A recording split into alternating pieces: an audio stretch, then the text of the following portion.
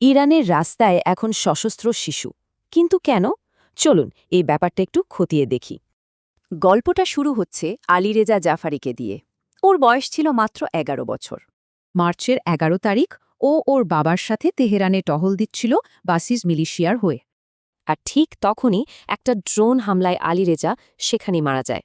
ওর মার ভাষ্য মতে চেকপয়েন্টের লোক কম ছিল, তাই ওর বাবা ওকে সাথে নিয়ে যান। পরিবারের ধারণা ছিল এটা ওকে ভবিষ্যতের জন্য তৈরি করবে, একরকম প্রস্তুতি আর কি।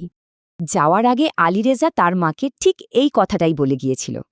কিন্তু প্রশ্ন হলো, এটা কি শুধুই একটা বিচ্ছিন্ন ঘটনা, নাকি এর পেছনে আরও কিছু আছে?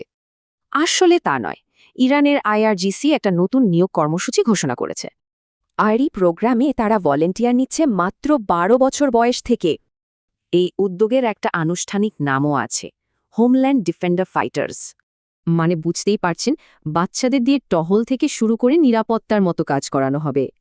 আর শুধু কাগজে কলমে না, প্রত্যক্ষ দর্শকরা বিভিন্ন শহরে সশস্ত্র বাচ্চাদের দেখতে পাচ্ছেন। যেমন তেহরানের একজন প্রত্যক্ষদর্শী যা বললেন, সেটা শুনলে অবাক হতে হয়। কারাজের আর একজন বাসিন্দা তো তার ভয় আর মায়া মেশানো অনুভূতির কথা বলছিলেন। অথচ আন্তর্জাতিক আইন বলছে সামরিক বাহিনীতে যোগ দেওয়ার সর্বনিম্ন বয়স হল ১৫। অর্থাৎ ১৫-র কম বয়সী কাউকে যুদ্ধে ব্যবহার করাটা সোজা সাপটা একটা যুদ্ধাপরাধ। আর বিশেষজ্ঞরা বলছেন এটা মারাত্মক বিপজ্জনক, কারণ অপ্রশিক্ষিত বাচ্চারা নিজেদের ও অন্যদের জন্যও হুমকি। কিন্তু আসল প্রশ্নটা হল, সরকার কেন বাচ্চাদের এমন নিরাপত্তার দায়িত্বে ঢেলে দিচ্ছে?